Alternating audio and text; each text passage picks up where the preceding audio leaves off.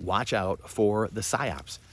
So if you go on to CNBC or Fox News or CNN.com or whatever it is, you're going to see M1 Abrams tanks rolling off the back of a C-17 or C-5 Galaxy, and they're going to Zelensky. They're going to, fight the war and do this, and Leopard tanks coming from Finland and whatever, and Germany.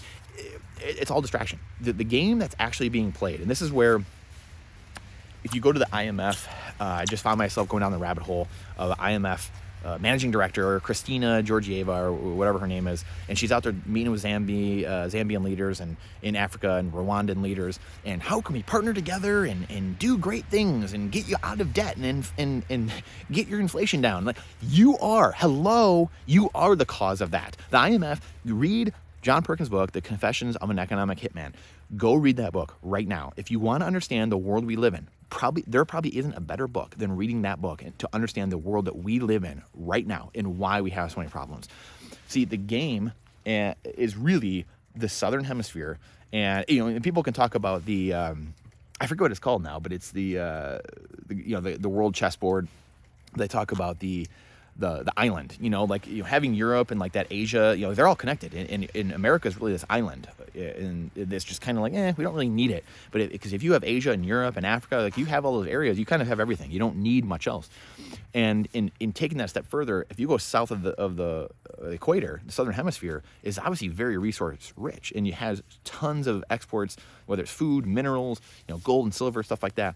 And what the IMF has done over the years is they have gone and said, hey, we printed all this currency. They don't say that. Hey, we have all this cash. We'll bail you out. We'll give you a loan. We'll give you money, and you just owe us, like it's a mortgage. Like, you just owe us, this back, and you can go do it whatever you want. Or they give you stipulations for it, and you got to go do this and this and this to enable to use their currency they loan you. And countries have been doing this forever. So they'd go to these different countries all around the world, a lot of them in the Southern Hemisphere, and target resource-rich places and say, oh, well, you know what, you got to do this and that. You have to give us these resources, or you got to do that. And Alex Gladstein works with the Human Rights Foundation and has written a book, about your economic, your financial privilege, and it's done. I think he wrote a huge article and has done a bunch of interviews recently about the IMF and what they have done as well. I only watched one of the interviews. Unbelievable. And I really think this is, and I've been saying this for a while now, the wealth gap is the biggest threat to humanity. It's not global warming. It's not Donald Trump or Joe Biden. It's not, China and Taiwan. It's none of that stuff. Like, people keep being psyoped into like, oh, there's classified documents over here and over here. Who cares? All of our nuclear secrets are gone. Clinton sold those in the 90s. Like, there's nothing out here that people don't know about at the end of the day, and like, again, I'm being a little bit, I'm being facetious a little bit, but again, to the point, I'm making a point that the game being played is a psyop that's going on that they don't want you to understand, right? And one of them is the Roman Colosseum. It's people, there's lockdowns everywhere, yet the sports stadiums are filled. They're filled to the brim with athletes, but they don't have no people in them, right? Because we could channel it to the TV, and we could have the guy sit there. The liquor stores were open, the pot shops were open still, and as long as the guy had the people, the pills, and the things to sedate them, and they could watch their favorite sports on TV and play fantasy football, then hey, life was good. We know that people aren't going to resist us.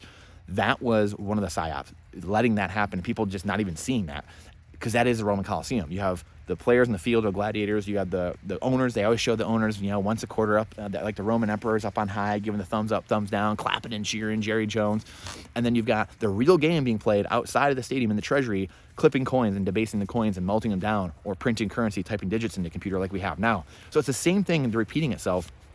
And like I said, coming back full circle, this game of M1 Abrams rolling off and, Russia says, this is really an advanced step. The war is at a new level now. And as Joe's saying that, the president is, we really all want this war to end. Well, then why are you sending tanks in there, right? You could go back and forth in this the whole time, right? So the whole point of this is that we are being psyoped. In this channel here, we try to think deep and go 3 levels deep and think and ask why. What are we not seeing? Because this is constantly what's being played over and over again. Because at the end of the day, it's question everything with boldness. The Thomas Jefferson quote we talk about all the time. Question everything with boldness, even the existence of God himself. Because if we keep questioning at least a little bit, we don't spend all day, 24 hours questioning one thing, right? We don't.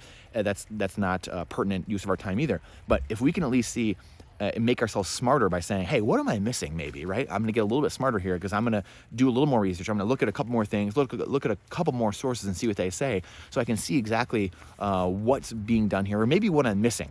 So again, I'm going to be bringing this stuff out to you, in the middle of the snow. This is important.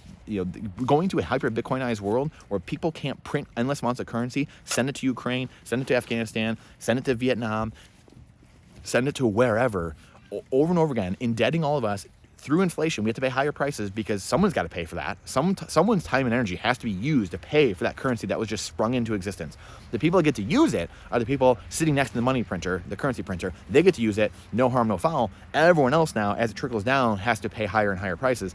That's where we're living in. That's why I, now over the last 3 years or so, 4 years, have become full Bitcoin 100%, how it's going to change real estate. It's going to change every single industry. It's going to change humanity. And we have to have it. Shrinks the wealth gap. So people aren't, because we've said this many times, the wealth gap will cause massive civil unrest going forward. We've already seen it.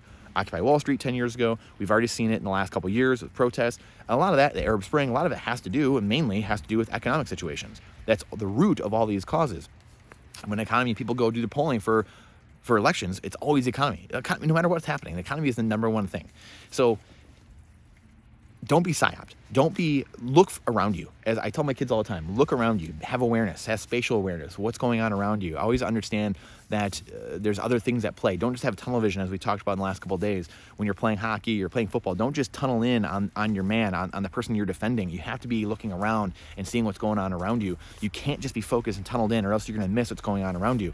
So to me, the game, again, in wrapping this all up, is the resources. The IMF just, in the depths of Twitter, of what's happening. You don't see this. This doesn't make front page news because they don't want to make front page news. They're going to go make more loans to these countries, indebt them. This is why El Salvador and what they're doing is so massive. What Nayib Bukele has done is so historic and is changing everything.